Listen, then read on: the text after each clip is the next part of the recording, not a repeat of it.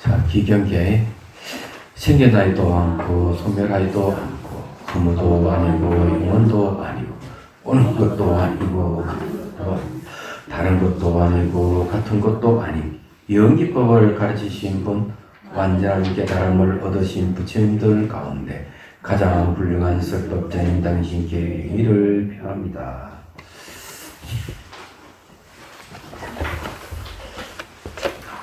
자, 103페이지요.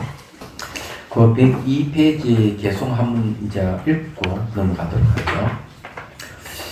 1천급 동안 쌓아 올린 보시와 붓닦여 올린 공양 등의 선행이 모두 단 한 번이 분노로 무너진다. 화내지 말라는 거죠.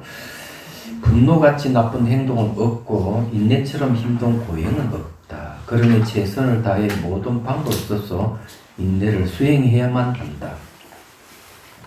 인내를 수행하는 것은 인욕바라는 일을 얘기합니다. 103페이지 보십시오.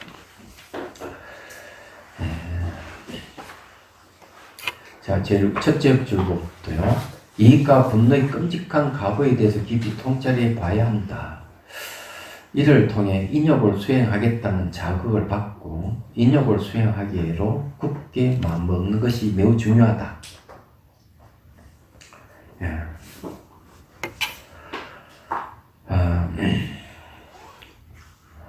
여기서 공덕이란 찬드라키리티가 입증론에서 설명하듯 부타와 보살들에게 공양을 올리고 계율을 지키는 수행인 보시를 일컬는다. 그러나 공성의 깨달음을 통해서 일어나는 공덕을 일컬는 것은 아니다. 자, 여기에서 이제 공덕을 이제 이렇게 좀 구분을 했는데 실제로 이제 보통 복덕과 공덕을 구분하는 경우가 많습니다. 여기에서 이제 공성의 깨달음을 통해서 일어나는 공덕은 아니다 이렇게 얘기했죠. 여기에는 이제 부타와 보살들 공양 올리고 계율을 지키는 수행인에게 보시를 이끌는다 이렇게 얘기를 했는데 비슷한 이야기를 하신 분이 계세요. 그 육조 스님이 이제 스님에게 누가 이제 물었습니다. 양무제를 달마 스님이 양무제를 만났을 때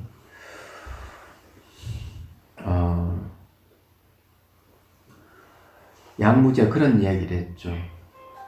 자기는 절에 보시도 많이 하고 또 출가도 많이 시키고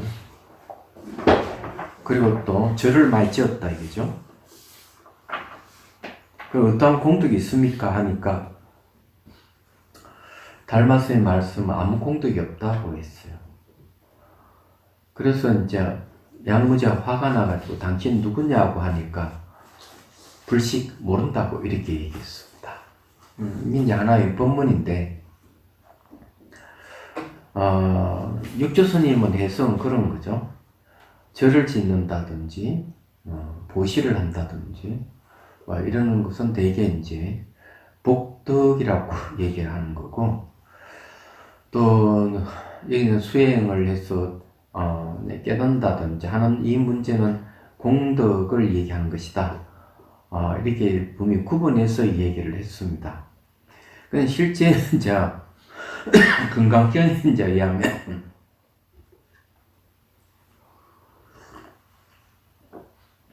금강경에서는 뭐라고 얘기하는가 하면 복덕과 공덕을 구분 없이 서거든요. 구분 없이 서기 때문에 우리는 잘못하면 헷갈릴 수가 있을 겁니다. 근데 복덕과 공덕은 정의를 하면 훌륭한 결과를 낼 수 있는 원인이라는 뜻입니다. 물질적인 어떤 배품이라든지 이것은 그에 상응하는 결과가 오고 정신적인 것도 그에 상응하는 결과가 옵니다. 그래서 여기에는 정신적인 것은 공덕이라고 그러고 물질적인 것은 복덕이라고 규정을 하신 분이 육계해능 스님이에요. 근데 여기는 같은 공덕이라도 그냥 이제 공양 올리고 계율을 지키는 수행자에게 보시를 하는 것, 이거는 물질적인 것이죠. 그죠? 공소의 깨달음을 통해 일어나는 공덕은 그게 아니다. 이렇게 얘기했습니다. 이제 이건 정신적인 걸 얘기하니까요. 그래서 이걸 이제 구분하고 있다는 걸 이제 여러분 이해를 하셔야 되고요. 자, 화는 공성의 깨달음을 통해 성취한 공덕을 부술 수 없다. 자, 그래서 여기서 명확하게 이제 이 얘기하는 게 이제 물질적인 보시를 행하고 이러는 공덕은 화를 한번 내면 그만 와르르 무너질 수가 있지만 공성의 깨달음을 통해 성취한 공덕은 화가 부술 수가 없다. 이렇게 얘기하고 있습니다. 다르게 얘기하면은 화가 안 나겠죠. 예. 또한 범부처럼 낮은 정신상태의 분노는 더 우울한 정신상태를 지닌 존재가 쌓은 공덕을 파괴할 수 없다. 이것도 상당히 좋습니다. 예. 그 낮은 상태의 분노가 우울한 정신상태를 지닌 존재가 쌓은 공덕을 파괴할 수가 없다. 요약하자면 화가 부술 수 없는 공덕에는 두 가지로 공성을 깨달아 얻은 공덕과 명상을 통해 쌓아 올린 훌륭한 정신적 공덕이 있다. 공덕은 훌륭한 결과를 가져올 수 있는 힘을 공덕이라고 그래요. 그런 걸 이제 명확하게 이해를 하셔야 됩니다. 힘쓸 공자, 큰 덕자거든요. 이때 큰 덕자는 마음의 크기를 얘기를 하는 겁니다. 그래서 이제 이 두 가지를 빼고는 모든 평범한 공덕들은 화로 인해 무너질 수 있다. 그렇지만 공덕이 무너지는 것은 화의 강도, 공덕의 크기, 그리고 우리가 화를 내는 대상이 누군지에 달려있다. 다시 말하자면 공덕은 화로 인해 약해지거나 완전히 무너질 수 있다. 완전히 무너지지 않는 것은 공성의 깨달음을 통해 얻은 성취한 공덕. 그런 건 안 부서진다는 거죠. 그 다음에 이제 명상을 통해 쌓아 올린 훌륭한 정신적 공덕 이런 것은 그 평범한 공덕들은 화로 인해 무너지면 이거 안 무너진다 이랬습니다. 그래서 생각해 보면은 그런 것 같아요. 그러면 그 이유를 말씀드릴게요. 기억이라 하는 것도 두 종류의 기억이 있어요. 내과학에서는 서술 기억이 있고 비서술 기억이 있습니다. 서술 기억은 잘 잊어버려요. 서술 기억이라 하는 서술이라는 말은 말하고 관계되는 것이죠. 얘기하자면.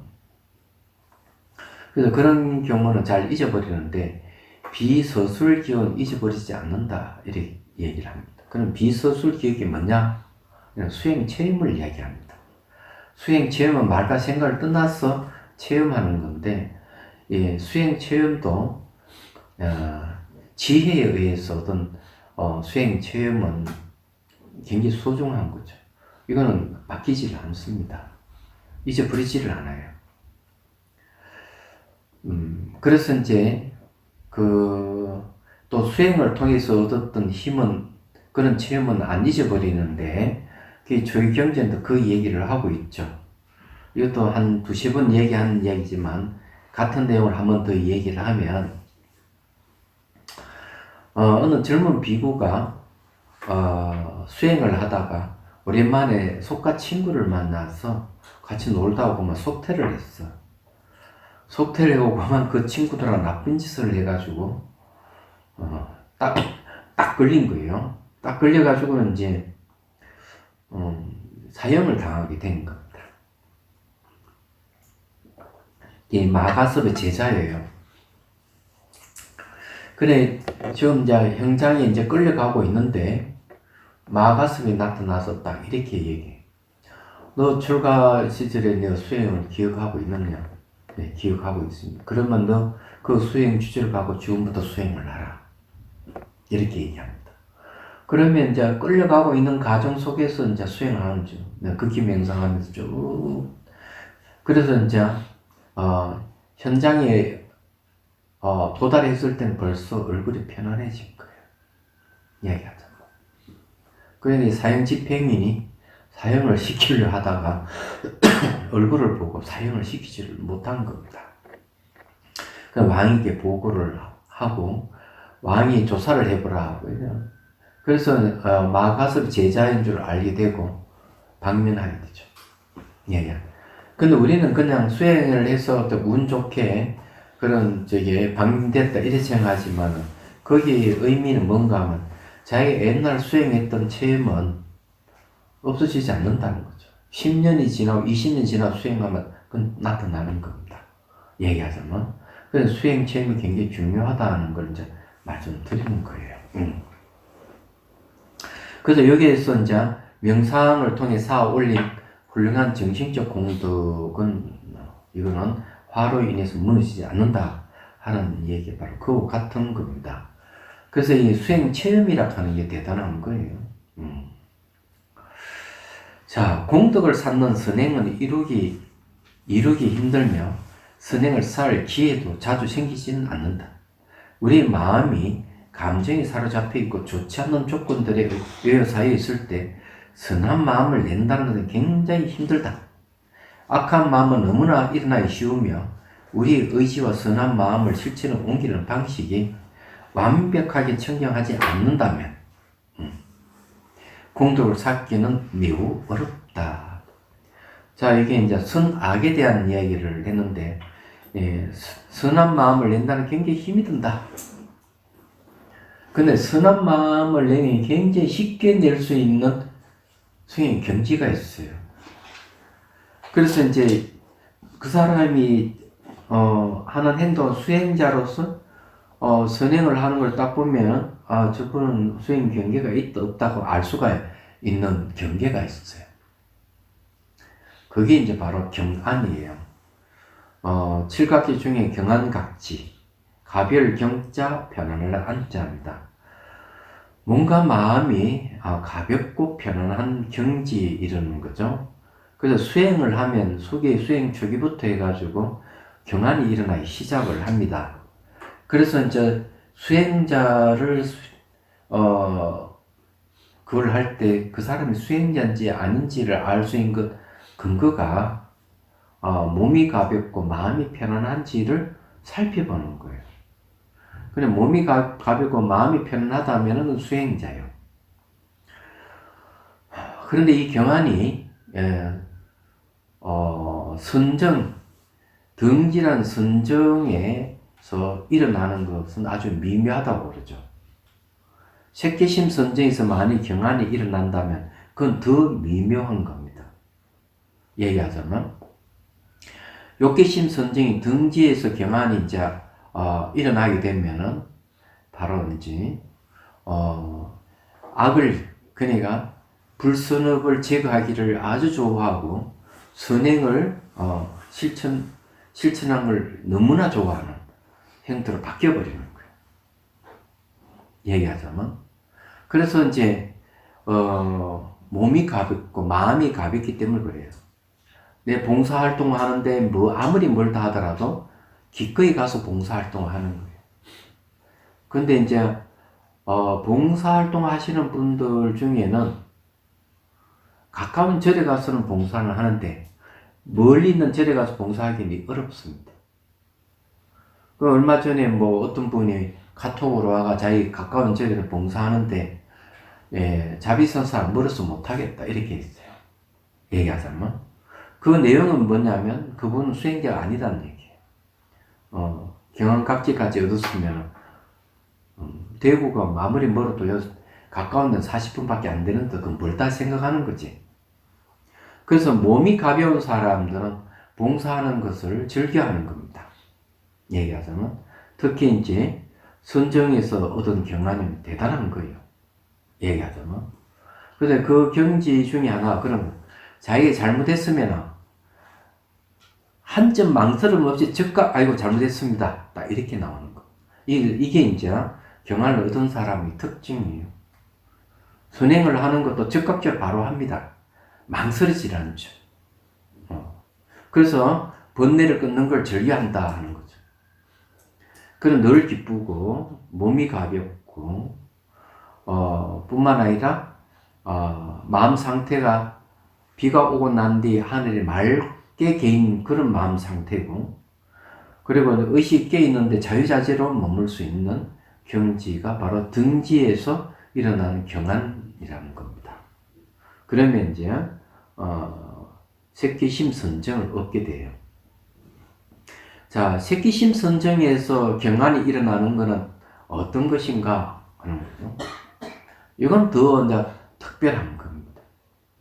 새끼심 선정에서 경안이 일어나면 그것도 대성 이파사나 수행, 선정을 의지해가지고 대성 이파사나 수행을 할 때 일어납니다.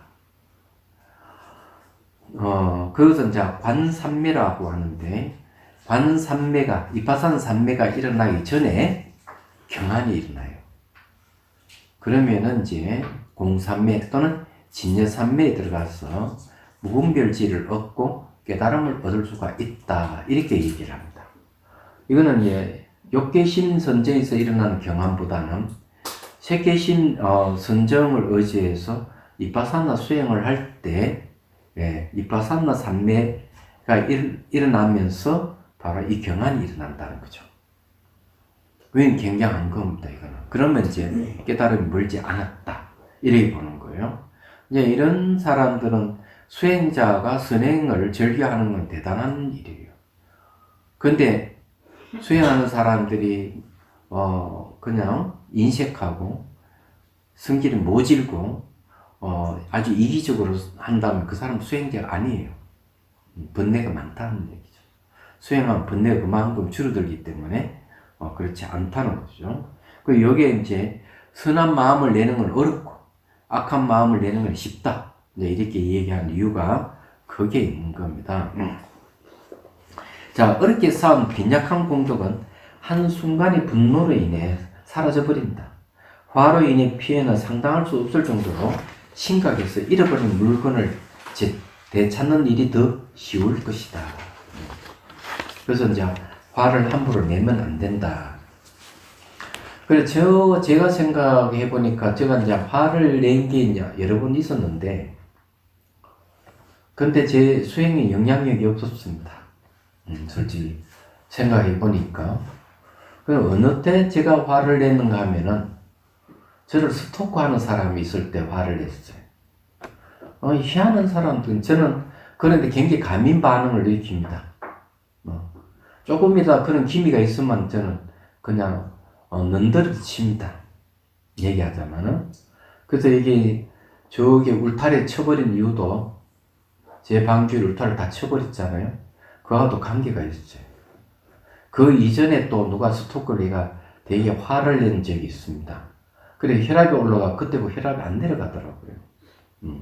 그런 일도 이제 있었어요. 그래 지금은 이제 대처하는 방법이 좀 더 발전해가지고 묵빈 대처해버립니다. 스토커 하는 사람에게는 그렇게 하죠. 그런데 희한한 사람들이 있습니다. 자기 주제를 잘 모르고 얘기를 해줘도 알아듣지를 못하고 그렇게 했는데, 제가 알기로는 무진장 스님도 스토커를 당해서 상당히 이 곤욕을 치는 걸로 알고 있는데, 스님들에게는 꼭 그런 사람이 있는 것 같아요, 얘기하자면은. 그래서 제가 이제 그래서 화를 내고 이렇게 했는데, 그래 뭐 화를 낸다 해서 제가 수행 경계가 없어지는 거 아니에요, 말하자면은. 의식은, 깨있는 의식은 슬프든 화를 내든 어떤 상태도 안 바뀌어요. 그래서 이제 여기서 이야기하는 걸 이제 공감할 수 있는 이유가 이제 거기에 있는 겁니다. 자, 이제 104페이지를 보십시오. 고통스러운 화를 마음에 품고 있으면 마음이 평화로울 수 없으며 기쁨과 즐거움도 성취할 수 없고 잠조차 편히 못 들 뿐만 아니라 안정도 취할 수 없다. 수행을 하면서 기쁨이 생기고 즐거움이 생길 때 그분은 수행을 제대로 하고 있다. 수행이 열심히 하는데 기쁨도 안 생기고 즐거움도 없다, 이러면은 그건 좀 이상한 거예요. 그래서 수행하면서 오히려 몸이 아프고 그냥 막 죽을 지경까지 가고, 어떻게 보면 저분은 굉장한 수행을 오래 해서 그렇다, 이렇게 이해는 할 수 있지만 한편으로는 수행 성취가 없다고 보면 틀림없는 거예요. 그래서 이제 세속 사람들도 수행을 하지 않는 사람들도 어떤 문제를 풀기 위해서 몰입을 하고 이러면 기쁨이 생긴다 그러죠. 그런데 하물며 수행자가 이런 걸 체험을 못한다면 아직 멀었다 이래보면 틀림없어요. 수행은 아주 맨발한 것이라고 생각하면 안 됩니다. 굉장히 즐거운 거고 행복함이 와요. 기쁨, 피티라고 그러죠. 그게 온단 말이에요. 예. 그래서 여기서 기쁨과 즐거움 성취할 수 없다. 이렇게 이 얘기를 하는 겁니다. 사람들은 화가 났을 때 행복에서 느낌을 모두 잃는다. 어떤 불의 사람들의 외모가 잘생기고 평소 편히 지낸다 해도 한번 분노에 휩싸이면 얼굴을 뿔그락뿔그락해지며 추하게 바뀐다. 이 맞는 이야기예요. 아니 사실대로 얘기하자면 달라이 라마 스님 당신 직접 경험한 것 같이 얘기를 하고 있는데 한번 언제 만날 기회가 있으면 한번 물어볼 필요가 있을 것 같은데요. 스님도 한번 화를 낸 적이 있느냐 한번 물어보고 싶어요. 달라이 라마 스님. 스님 있으셨대요. 예? 있으셨대요. 그래요? 예, 지금 미국에 다 계시는 그 티베트 스님들이 네. 이제 그 바람살레 오셨는데 그때 한번 이렇게 이제 화를 내시더라고. 그 미국에 당신들을 편히 살고 네. 달라이라마 존자님이 이제 좀 힘드셨던가 봐요. 그 이야기를 해주셨어요. 그때 한번 화를 내셨다.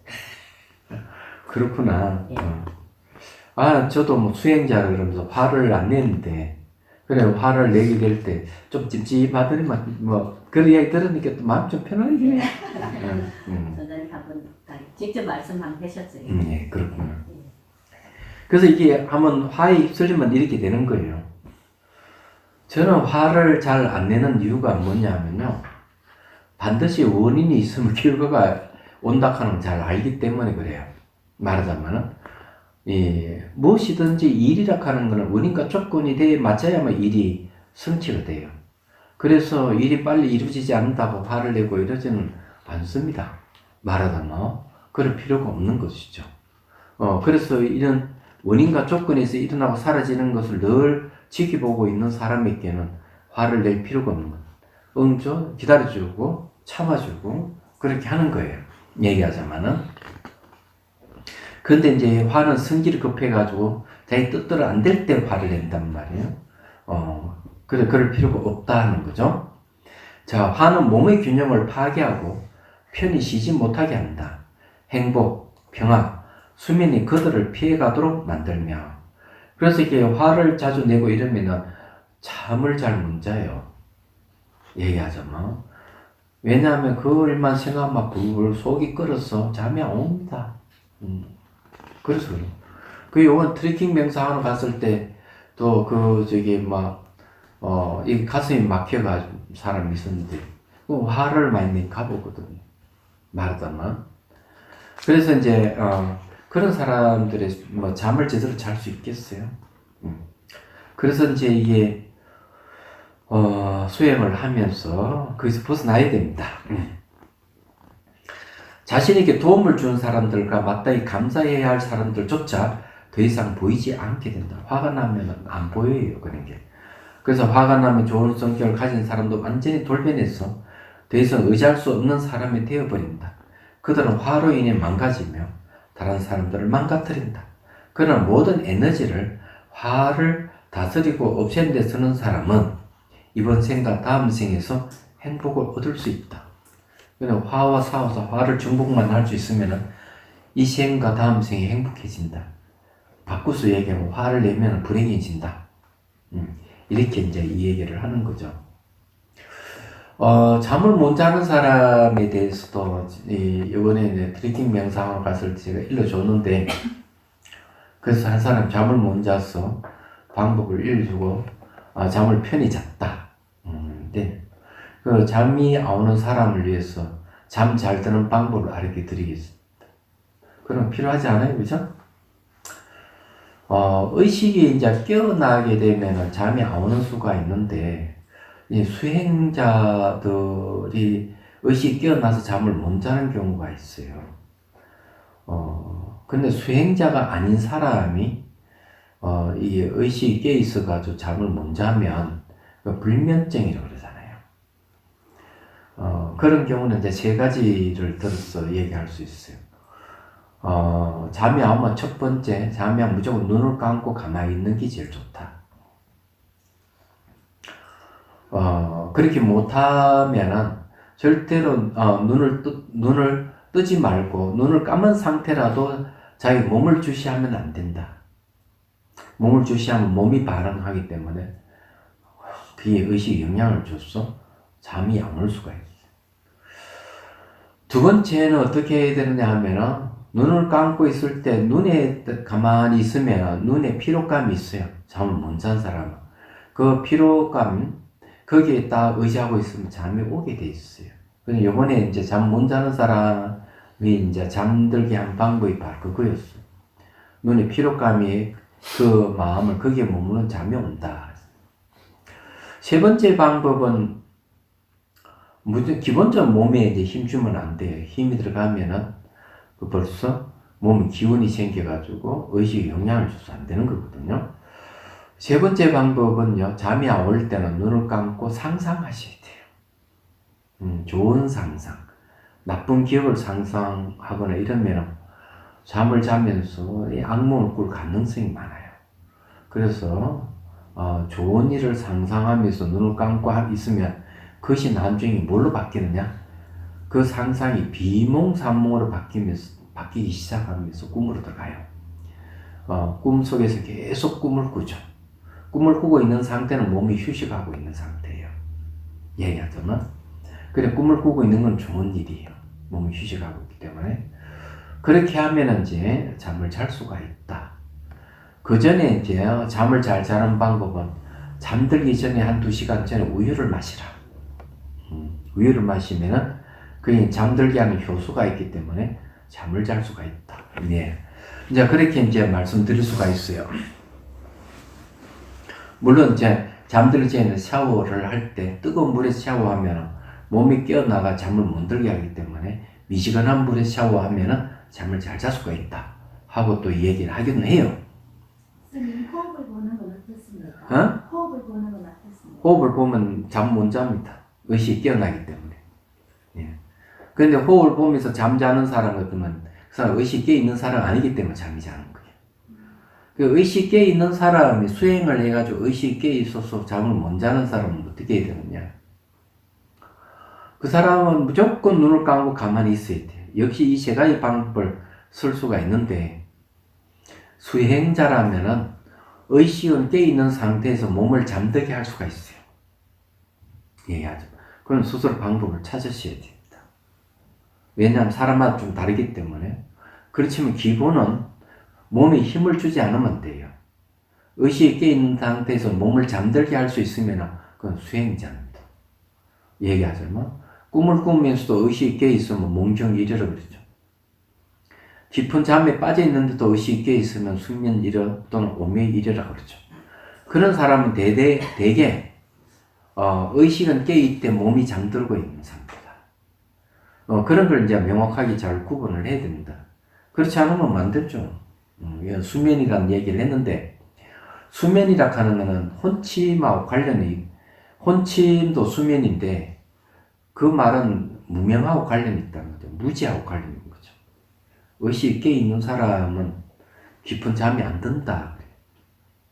남님이 보면은 술잠을 자고 그 전날 수행 경험을 잠에서 깨고 난 뒤 그 다음 날도 기억한다. 이렇게 기록을 하고 있죠. 그냥 그런 걸 잘 이제 생각을 하셔야 돼요. 그냥 눈을 뜨고 있으면 안 되고 항상 감아 있는 게 중요하다. 잠 잘 자는 방법을 알려 드린 거예요. 근데 이제 화가 나 잠이 안 오는 사람은 나를 화나게 한 사람을 불러가지고 상상으로 불러서 그 사람 머리에 물을 부어주고 용서를 해줘야 돼요. 계속. 물론 내 얼굴을 보면은 용서가 됐는지 안 됐는지 알 수가 있죠. 그렇게 하면은 화로 인한 몸의 불균형이 다시 원상태로 돌아옵니다. 그래서 잠이 오는 거예요. 자, 그 다음에 봅시다. 바라지 않는 일을 하게 되고 바라는 것을 하는데 걸림돌이 생기면 화가 일어납니다. 그래서 여기 이제 인욕바람에 대한 이야기는 같은데, 얘기를 하자면은 그런 것이죠. 내가 원하는데 제대로 안 되면 화가 난다. 그래서 이제 인과 이치를 잘 알고 원인과 조건에서 모든 게 일어나고 사라지는 걸 명확하게 이해하고 있는 사람은 걸림돌이 생기더라도 화를 안 내요. 왜? 그게 이제 바라지 않는 일, 또 바라는 것, 이런 것들이 조건에서 일어나고 조건이 사라진다는 걸 명확하게 알기 때문에 그런 거예요. 그래서 화를 안 낸다 하는 얘기입니다. 그 요번에 이제 서울에서 그런 이야기를 들었습니다. 다른 선생님들은 화를 잘 내는데 선생님 왜 화를 안 냅니까? 일이 터지고 이러면은 분명히 화를 낼 만한 일인데 왜 화를 안 내느냐 하고 물어본 신도가 있었어요. 제가 그런 이야기 했습니다. 조건에서 일어나고 조건에서 사라지기 때문에 화낼 일은 아니다. 이치를 알면 화낼 게 뭐가 있느냐 라고 일러줬습니다. 이것도 마찬가지예요. 자, 105페이지. 행복하지 않는 사람이라는 무익감을 찾는 화는 점점 커져 나를 파괴한다. 그냥 하락하는 것을 이거 참지 못하면 자기를 파괴하고 남을 파괴해요. 그래, 이것은 한 개인이 화를 낼 수가 있고, 한 단체가 화를 낼 수가 있고, 한 민족 또는 종족이 화를 낼 수가 있고, 한 국가가 화를 낼 수가 있어요. 그러면 국가가 화를 내면 어떻게 될까? 국가 간에 전쟁이 일어나는 거죠. 얘기하자면 종족이 화를 내면은 종족끼리 싸우거든요. 그런 다른 이유가 있는 거예요, 아니에요. 그러나 화로서 나타나는 실천적인 그 모습은 테러, 전쟁, 환경 파괴 이런 것들이 전부 다 화하고 관련되는 겁니다. 그래서 이제 그 조사를 해보니 하는데 날씨 온도가 1도 올라간 만큼 범죄율이 그만큼 높아진다. 이렇게 얘기합니다. 화를 내면 몸의 온도가 올라가죠. 생각해보면 이해가 됩니다.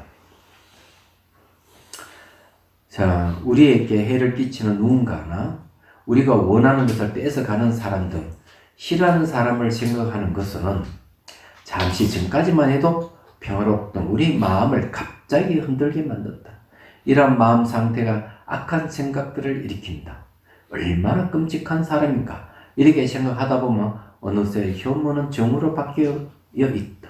이것이 우리 정을 촉발시키는 불안전한 감정의 첫 번째 단계로 우리가 없애야 할 것이다. 그렇기 때문에 산티대반은 이렇게 말한다. 그러므로 나는 그 화의 먹잇감을 철저히 부수리라. 나를 해치는 것 빼고는 어떤 목적도 없는 이 적을 부순다 이 말이에요. 우리는 모든 수단을 다 동원해 불편한 감정이 시작하려는 바로 그 순간을 재빨리 알아채고 제거하도록 노력해야 된다. 자, 요게 이제 제가 이제 한마디를 하죠. 회사원끼리 모여가 저녁에 회식을 했어. 그래서 상대가 기분 나쁜 말을 한 거야. 그냥 기분 나쁜 말을 들은 이 사람이 택시를 타고 집으로 가면서 괘씸하게 생각한 거지. 그리고 이제 집에 와서 잠이 안 오는 거야. 그 다음날 딱 돼서 출근하는데 그 사람 저 멀리 손을 흔들면서 인사를 하니까 고개를 돌려버려. 그 다음에는 이제 사삼끈끝 자기를 비난하는 사람, 그때부터 투집을 잡아서 태클을 걸기 시작하는 거죠. 왜 그랬을까? 기분 나쁘다. 내가 그런 이야기가 나 기분 나쁘다. 그럼 기분 나쁘면 거기서 끝나면 좋은데 택시 타고 가면 괘씸하게 생각하고 그 다음 집에 돌아왔을 때 나쁜 놈이라고 생각하고 그 다음날 때는 완전 적으로 생각해버려. 생각이라 하는 그렇게 계속 바뀌어가는 건데 초기 경전에서 뭐라고 얘기하는가 하면은 나쁜 생각이 일어나면 그 즉시 좋은 생각을 일으켜서 그 흐름을 끊어주라 이렇게 얘기합니다. 이유는 뭘까? 우리는 나쁜 생각이 일어나면 이것이 내버려 두면 좋은 생각으로 바뀌리라 생각하는데 절대로 그렇지 않다는 얘기예요. 나쁜 생각이 원인과 조건에 대해서 나쁜 생각이 일어나면 그게 다시 원인과 조건에 계속 나쁜 생각을 계속 이어가면서 점점점 감정과 생각부터가 점점점 커져가는 거예요. 얘기하자면. 그럼 좋은 생각을 한번 일으키면 좋은 생각이 원인과 조건에 대해서 계속 좋은 생각으로 계속 이어져 간다는 거죠. 인과의 법칙이에요, 이게. 이런 이치를 잘 알기 때문에 나쁜 생각이 일어나면 얼른 탁 끊어줘버려야 돼요. 그래, 그 흐름을 끊어야만이 멈추지지, 나쁜 생각을 하면서 좋은 생각을 바뀌리라 생각하는 것은 올바르지 않다. 그래도 이 이야기가 그런 거죠. 얼마나 끔찍한 사람인가. 벌써 이렇게 생각할 때는 왼수가 되는 거예요. 그래서 이제 수행을 통해서 번뇌가 일어나지 않도록 하고 감정이 일어나지 않도록 훈련을 하는 거예요. 그럼 늘 평화로운 거지. 그래서 마음이 일어나면 가까이 현상이 생기고 마음이 사라지면 가까이 현상이 사라진다는 말을 명심하셔야 돼요. 이게. 자, 그 다음에 어떤 일이 일어난다 하더라도 나는 기쁜 마음이 흔들리지 않도록 할 것이다. 불쾌하게 된다면 원하는 것을 이룰 수 없을 것이며 내가 지금까지 쌓아온 공덕들이 무너질 것이다. 자, 어떤 나쁜 일로부터 구제할 대책이 있다면 한탄할 필요가 있겠는가? 반대로 대책이 없다면 한탄한들 무슨 소용이 있겠는가? 이 화에 대해서 이제 옛날도 많이 얘기했지만은 틱낙한 스님이 제시한 화를 푸는 방법, 화가 나면 화를 지켜보라. 20분 정도 이상 지켜봐야 된다. 감자를 삶으면은 20분 이상 지나야 먹을 수 있듯이 화도 한 20분 정도 지켜보면 화가 익어져서 없어진다. 이렇게 얘기하죠. 달라이 라마 스님은 다른 방법을 얘기해요. 화가 나면 얼른 반문하라. 화내는 자가 누구인가? 하고 반문하는 게 좋은 방법이다. 이렇게요. 그 다음 다른 방법은 뭔가 하면은 누가 개새끼 하고 욕을 하면은 화를 내지 말고 얼른 뒤로 돌아봐라. 자기 개꼬리가 있는가 없는가 확인해라. 개꼬리가 없으면 자기 개새끼가 아니니까 화낼 필요가 없다. 그렇게 얘기를 하고 있죠. 좋은 방법이에요. 청년 도론에는 화를 푸는 방법은 화낼 대상을 분석하라. 화낼 대상을 분석해 보면은 화낼 대상이 존재하지 않는다 하는 알게 될 것이다. 그럼 어디에다 화를 낼 것인가? 화내는 자체가 어리석다. 이렇게 얘기하는 거죠. 근데 이런 걸 이제 아셔야 돼요. 제가 옛날에도 그런 얘기를 한번 했는데 어떤 학교 선생님이 학교에 애들 두둔다고 그 아이를 그냥 해초를 때렸어요. 화가 난 거죠. 그런데 옛날에는 그런 애들이 얘기를 하고 해서 화를 안 했는데 자기가 왜 때렸을까 생각해 보니까 이유는 간단한 거죠. 출근하기 전에 부부싸움을 대판한 거야.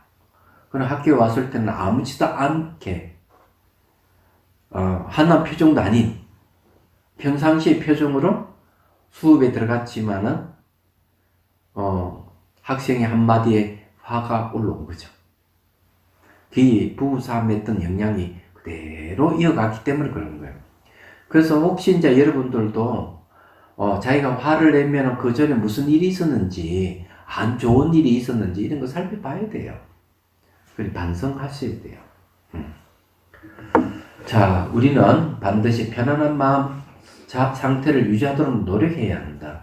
우리가 이 불안정한 감정을 제거하지 않는다면 이 감정이 정우를 먹어 살릴 것이고 정우가 점점 커져 결국에는 우리를 파멸시킬 것이다.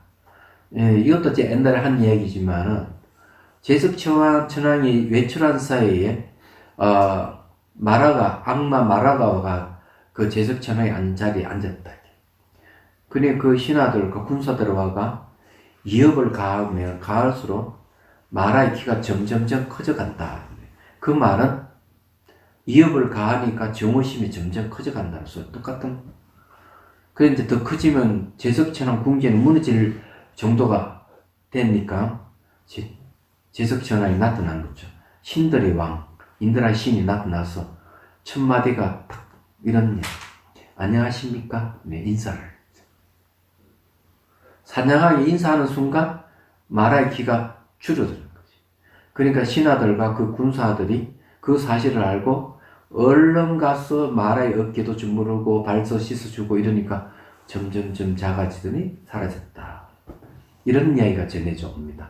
매우 비유적인 이야기인데 화를 어떻게 다스려야 되는가 하는 걸 얘기해 주는 내용이에요.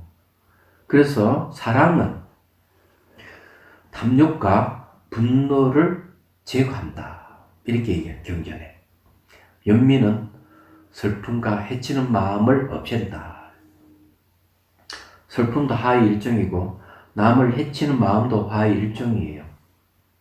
그래서 사랑과 연민이 문제 해결책이에요. 그래서 되도록이면 사람에게 산양하게 얘기해야 된다. 부드럽게 얘기를 하고 뭐 화를 내고 이러면 안 되는 거예요. 얘기. 절대로 자기 자신을 높여도 안 되고 낮춰도 안 돼. 그럼 올바르지 않습니다. 말하자면. 그리고 어쨌든 자기 기준을 두고 있으면 그 기준에 따라서 행동하게 되는데 그게 불평등, 불만이 나옵니다. 자기 기준을 가지면 안 돼요.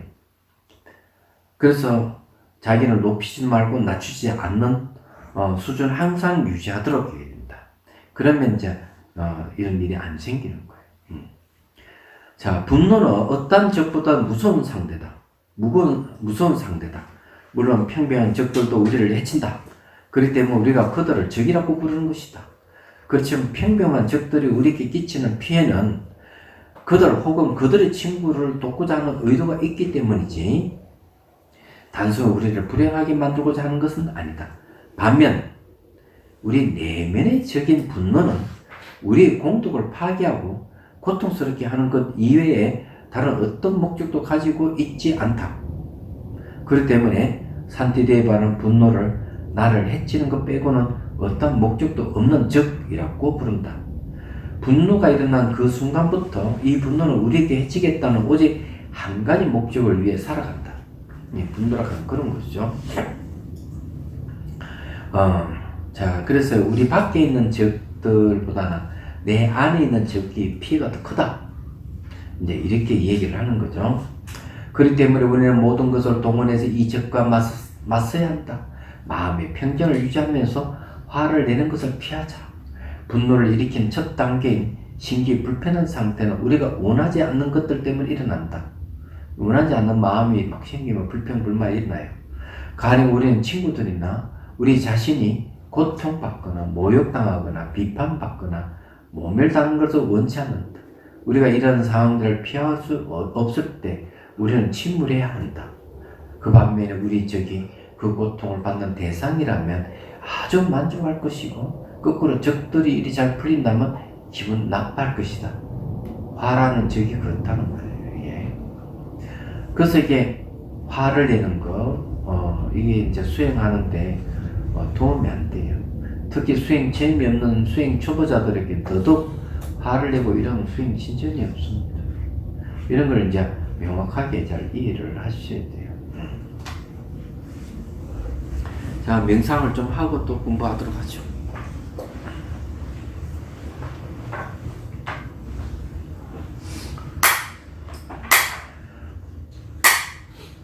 자, 이제 숨을 들이쉬고 내쉬고 어깨 힘을 빼어 쫓기는 곧게 쉬우십시오.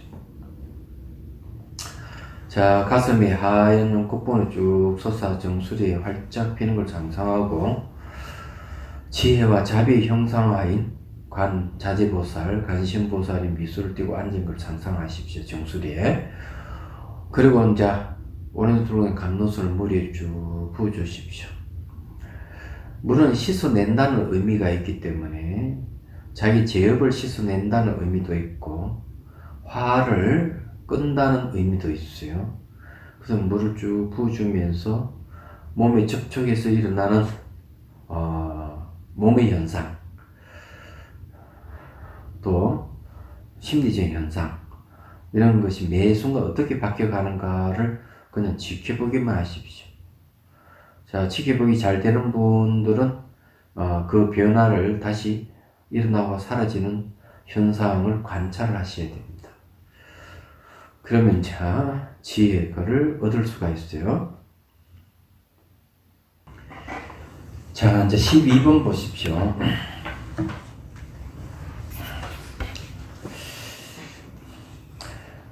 행복의 원인은 가끔씩 일어나지만 고통의 원인은 너무 많이 일어난다.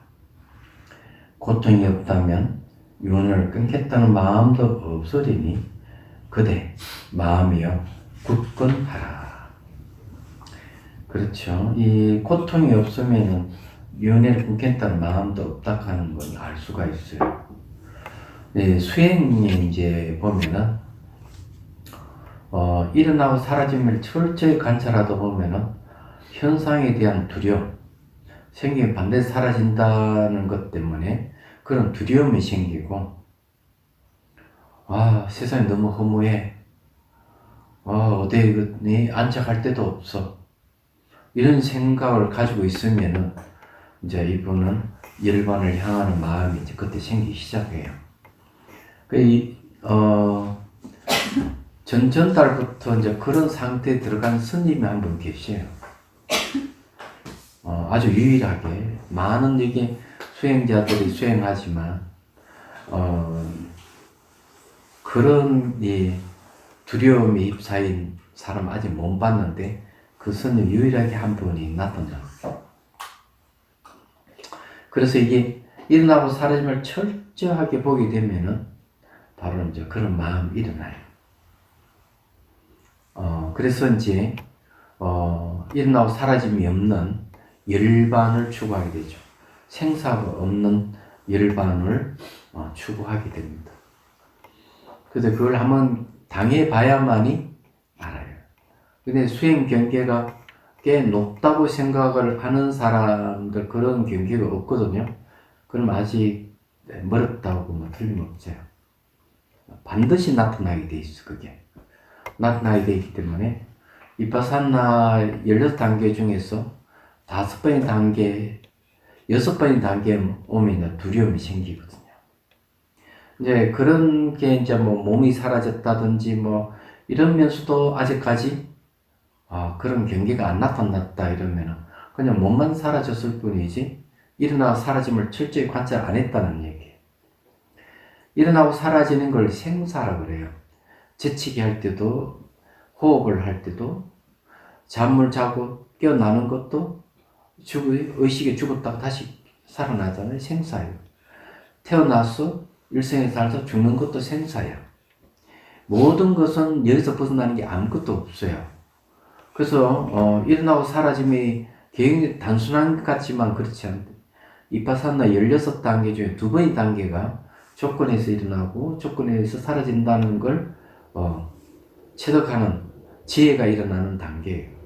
그걸 통해서 모든 존재도 조건에서 일어나고 조건에서 사라진데 벗어나지 않는다는 이해가 와야 돼요.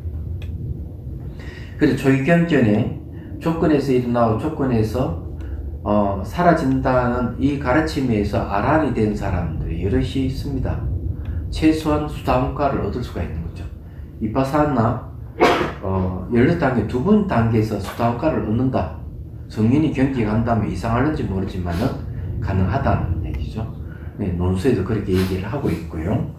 그렇기 때문에 철저하게 봐야 돼요. 그랬을 때 이제 이 고통이라 하는 걸 알게 되는 거예요. 무상하니까 괴롭다 하는 걸 알게 되는 거죠.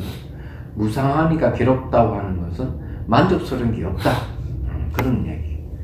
그래서 이제 의식이 깨어난 사람도 의식이 깨어있는 게 얼마만큼 깊은지에 따라 달라요. 아무리 의식이 깨어있어서 마음이 안 바뀐다 하더라도 생사 문제에 딱 걸리면은 두려움이 생겨요. 그리고 생사 없는 자리로 그냥 피신해 가려고 노력을 하죠. 필사적입니다. 그렇기 때문에 의식이 깨어났다 하더라도 그 깊이가 또 있는 거예요. 동경일이라든지 목령 이력 가지고는 생사를 피할 수 없습니다. 숙면 이려 정도 가야, 오매 이려 가야만이 생사에 대해서 어느 정도 피할 수가 있어요. 얘기하자면. 자, 그다음 봅시다. 일반적으로 행복을 얻기 위해서는 굉장한 노력을 해야 한다. 그러나 괴로움은 아주 자연스럽게 일어난다. 몸을 가지고 있다는 사실만으로도 괴로움에서 벗어날 도리가 없다. 괴로움의 종류는 셀 수 없이 많고 괴로움의 원인들은 아주 다양하다. 현명한 사람은 불행의 원인들을 긍정적인 환경을 바꿈으로써 행복을 성취할 수 있다. 우리는 괴로움을 더 높은 수준으로 올라가기 위한 디딤돌로 사용할 수 있다. 이에 관해서 산티데바는 고통 없이는 반드시 윤회를 끊겠다는 결심도 없다라고 말한다. 괴로움을 싫어하는 것은 아주 자연스러운 일이다. 그러나 만일 우리가 역경을 참을 수 있는 의지를 키울 수 있다면 인내심은 점점 더 튼튼하게 우리 마음속에 뿌리내릴 것이다. 산티데바는 다음같이 말한다. 모든 것은 익숙해지면 견디기 쉬워진다. 그러니 작은 고통에 익숙해짐으로써 큰 고통을 견뎌낼 수 있게 된다. 더위, 추위, 비, 바람 등과 질병, 감목과 구타 등에 지나치게 예민하게 대하지 말라. 그 고통에 예민하게 대하면 해양은 더 커질 것이다. 아주 멋진 말이에요. 대전에 사시는 분이 붕대를 감고 와서 팔을 다쳐가지고 아니 집에 쉬시지 왜 오셨냐고 그러니까 그러니 수행을 해보니까 다치고 이런 건 별거 아닙니다. 그전에는 뭐 가족에게 아프다는 핑계로 달달 뻗고 병원에 가서 난리 피우고 이렇게 했지만 수행을 하니까 이건 조건에 의해서 일어나고 조건이 사라질 뿐 그게 마음이 가지 않습니다. 저기 어디고 전라북도에서 오신 그사님 한분 장정계는 그사님은 이렇게 수행하러 와가 3일 전에 형님이 교통사로 죽었습니다. 제가 수행을 하지 않았다면 수행하러 오지 못했을 겁니다. 슬픔에 빠져서 허덕거리겠죠. 그렇지만은 내 수행을 함으로써 이 형님의 죽음이 저에게 경종을 울려줬습니다. 수행을 받았다. 이런 분도 계셔요. 그래서 이제 그런 분은 이제 고통에 익숙해져 있는 것이죠. 괴로움에 수행을 통해 가지고. 그래서 이 얘기를 하는 겁니다. 우리에게 파도와 같이 넓은 인내심이 있다면 일상에 겪는 괴로움들이 그렇게 나쁘게만 보이지만은 않을 것이다. 그러나 인내심이 없다면 아주 사소한 일도 참기 어려워질 것이다. 많은 것들이 우리 마음가짐에 달려있다.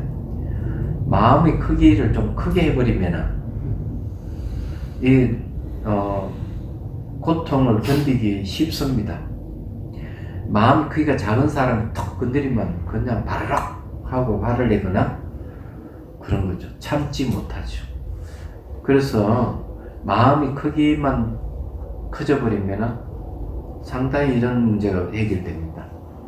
그래서 여기에서 이제 극기 명상할 때 의식이 몸과 한 공간이 되도록 하고 사물과 한 공간이 되도록 여기서 지도를 하죠. 그래서 의식 공간이 커진 사람은 화를 내거나 참지 못하거나 우울증이라든가 이런 데 상당히 효과가 있다 하는 사실을 알았습니다. 자, 오늘 여기까지만 하죠. 17번부터는 다음 시간에 하도록 하겠습니다. 질문 있으면 하십시오.